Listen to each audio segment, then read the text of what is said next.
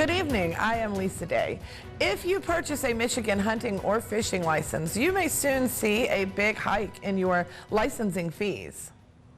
We haven't had a fishing license fee increase for 11 years, so we've been paying the same amount for our fishing privileges year after year, but like everything else, inflation has taken a bite, and the Fisheries Division is really in trouble. The wildlife fees will also be going up. For example, the fishing license fee will be going up from $26 to $38 per year. And the hunting license fees for a basic deer hunting license will be going from $20 to $30. And then in the future, the DNR is proposing that the license fees just be increased with an index for inflation, so we don't have to keep going back and asking the legislature for fee increases in the future.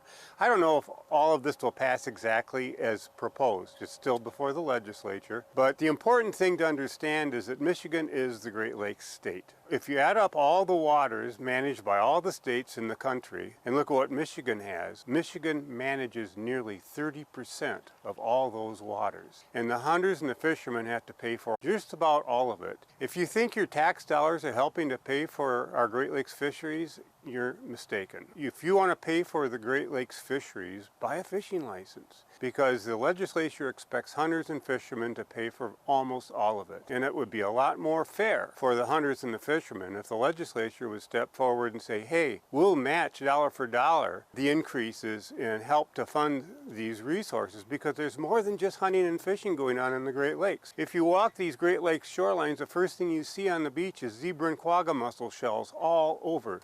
Invasive species that have changed the food web of the Great Lakes forever.